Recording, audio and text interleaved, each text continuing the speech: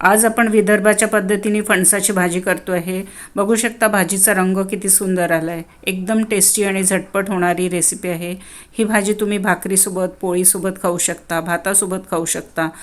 ही एक विदर्भातली authentic recipe आहे आणि ही आता कशी बनवायची सोप्या पद्धतीने ते मी तुम्हाला सांगणार आहे, बऱ्याचशा टिप्स देणार आहे। तेव्हा व्हिडिओ शेवटपर्यंत नक्की बघा। माझ्या चॅनलवर खूप सारे रेसिपीज टाकलेले आहे, लंच, ब्रेकफास्ट, डिनर आणि स्वीट डिशेस, त्या तुम्ही चॅनलवर जाऊन बघू शकता। चॅनलला सबस्क्राईब करायला विसरू नका। आता आपण सुरू करतोय रेसिपीला।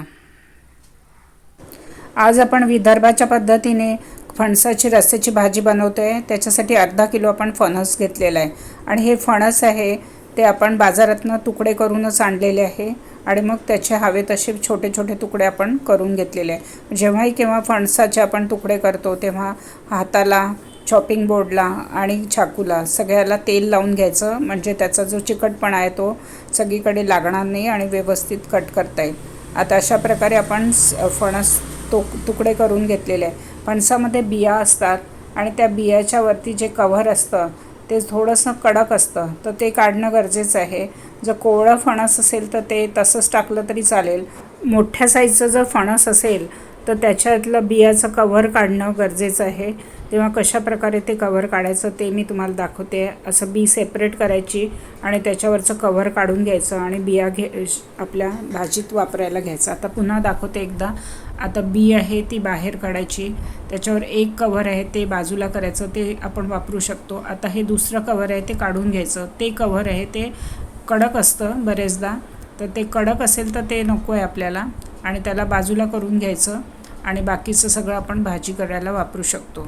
अशा प्रकारे आपण सगळं सोलून घ्यायचं फणसाचे बिया आणि ते सगळं फणसाच्या बिया सोलून झालेल्या आपण त्याच्यामध्ये आता पाणी टाकतो आहे आणि त्याला स्वच्छ धुवून घेतो आहे आणि स्वच्छ धुवून त्यातलं आता आपण पाणी बाजूला करून घेतो आहे, काढून घेतो आहे आणि आता आपलं फणस भाजी करायला तयार झालेलं आहे। आता भाजीसाठी आपण मसाला करतो आहे, त्याच्यासाठी आपण 1.5 कांदा घेतलेला आहे, त्याच्या मोठ्या मोठ्या स्लायसेस घेतलेले आहे आणि अर्धा कांद्याचं आपण बारीक चिरून घेतलेलं आहे। खोबरं आहे ते थोडंसं भाजून घेतलेलं आहे, वाटी खोबऱ्याची, आणि त्याचे मोठे मोठे तुकडे केलेले। 10 ते 12 लसणाच्या पाकळ्या आणि 3/4 इंच आपण अद्रक घेतलेलं आहे, कोथिंबीर घेतलेली आणि कढीपत्ता घेतलेला आहे। आता गॅसवर आपण एक कढई ठेवलेली आहे, त्याच्यामध्ये 2 टेबलस्पून आपण तेल टाकून घेतो आहे। तेल आता आपलं हलकंसं गरम झालेलं आहे, त्याच्यामध्ये आपण 1 तेजपत्ता टाकून घेतो आहे, 7-8 काळ्या मिरी टाकतो आहे, 5-6 लवंगा टाकतो आहे आणि त्याच्यामध्ये 1 जायपत्री टाकलेली आहे, 1 मोठी विलायची टाकलेली आहे आणि थोडंसं दालचिनीचा तुकडा टाकलेला आहे, 1 चम्मच आपण जिरं टाकलेलं आहे आणि याला सगळ्यांना हलकंसं परतवून घेतो आहे आपण। आता ही जे व्हेजिटेरियन लोक आहे त्यांच्यासाठी ही फणसाची भाजी एकदम नॉनव्हेजच्या बरोबरीची आहे, एकदम टेस्टी अशी ही भाजी लागते। आता आपण हे सगळे मसाले छान हलकेसे परतवून घेतलेले आहे 1 मिनटपर्यंत। आता त्याच्यामध्ये आपण जे कांद्याचे स्लायसेस केले आहे, 1.5 मीडियम साईजचा कांदा घेतला आहे, त्याच्या स्लायसेस आता आपण टाकून घेतो आहे आणि त्या आपण तेलावर छान परतवून घेतो आहे। साधारण 2 ते 3 मिनटं आपण त्याला परतवून घेतो आहे। बघू शकता कशा दिसतात आहे। आता 3 मिनटं आपण परतवून घेतलेलं आहे, हलकासा कलर त्याचा बदलायला लागलेला आहे। आता या स्टेजवर आपण त्याच्यामध्ये 10-12 लसणाच्या पाकळ्या टाकतो आहे आणि 3/4 इंच आपण अद्रक टाकलेलं आहे, त्याचे तुकडे करून टाकून घेतो आहे आणि अद्रक आणि लसूण ह्याला पण आपण कांद्यासोबत छान परतवून घेतो आहे। सुक्या खोबऱ्याचा थोडासा तुकडा घेतला आहे आणि तो गॅसच्या फ्लेमवर आपण त्याला छान भाजून घेतलेला आहे, थोडंसं काळपट करून घेतलेलं आहे आणि काळ्या रंगामुळे भाजीला एकदम छान चव पण येते। आता कमी गॅसवर आपण हे खोबरं कांद्यासोबत व्यवस्थित परतवून घेतो आहे। आता गॅसची फ्लेम आपण एकदम कमी ठेवलेली आहे। आता याच्यामध्ये 8-10 कढीपत्त्याची पानं टाकून ती पण छान परतवून घेतो आहे आपण आणि आता बघू शकता सगळे कांदा आणि सगळे मसाले आपण किती छान परतवून घेतलेले आहे। छान डार्क ब्राऊन कलर होईपर्यंत आपण ह्याला परतवून घेतले। साधारण 4 ते 5 मिनटं आपल्याला ह्याला कमी गॅसवर आपण परतवलेलं आहे। आता आपण गॅस बंद करून मसाल्याला थंड करून घेतो आहे। आता भाजीसाठी आपण जो मसाला तयार करून घेतलेला आहे तो छान थंड झालेला आहे। आपण एका मिक्सरच्या भांड्यामध्ये हा सगळा मसाला काढून घेतो आहे आणि याच्यामध्ये आपण 3-4 टेबलस्पून आपण कोथिंबीर टाकून घेतो आहे। बऱ्यापैकी कोथिंबीर टाकायची आणि त्याच्यामध्ये आपण थोडं पाणी टाकून घेतो आहे आणि त्याची एक छान अशी पेस्ट करून घेतो आहे. जितकं आवश्यक आहे पाणी तेवढं टाकून छान पेस्ट करून घेतलेली आहे. बघू शकता किती स्मूथ अशी पेस्ट झालेली आहे. आता आपली भाजीसाठी मसाला आपला तयार झालेला आहे.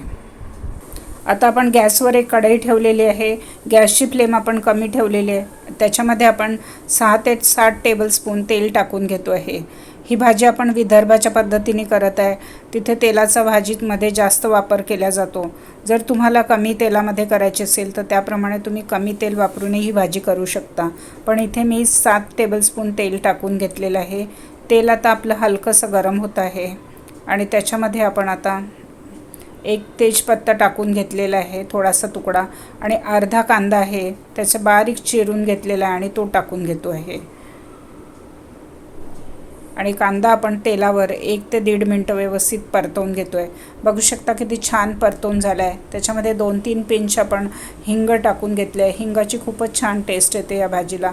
आता आपला कांदा परतवून झालेला आहे. त्याच्यामध्ये आपण जो मसाला वाटून घेतलेला आहे तो सगळा मसाला याच्यामध्ये टाकून घेतो आहे.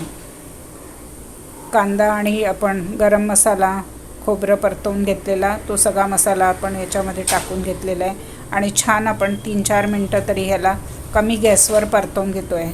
महत्त्वाची टिप आहे की जितका छान कमी गॅसवर हा मसाला परतवला जाईल तितकी छान टेस्ट येते या मसाल्याची. आता आपला मसाला छान परतवून झाला आहे. बघू शकता सगळीकडनं तेल सुटायला लागलेलं आहे. आता आपण ह्या स्टेजवर त्याच्यामध्ये सगळे कोरडे मसाले टाकून घेतो आहे. आता अर्धा चम्मच आपण हळदी पावडर टाकून घेतलेली आहे आणि 2 चम्मच आपण धने पावडर टाकतो आहे. त्याच्यानंतर 2.5 चम्मच आपण लाल मिरची पावडर टाकतो आहे. हे तिखटवाला लाल मिरची पावडर आहे. आणि त्याच्यामध्ये आपण 2 चम्मच हे काश्मीरी लाल मिरची पावडर टाकतो आहे.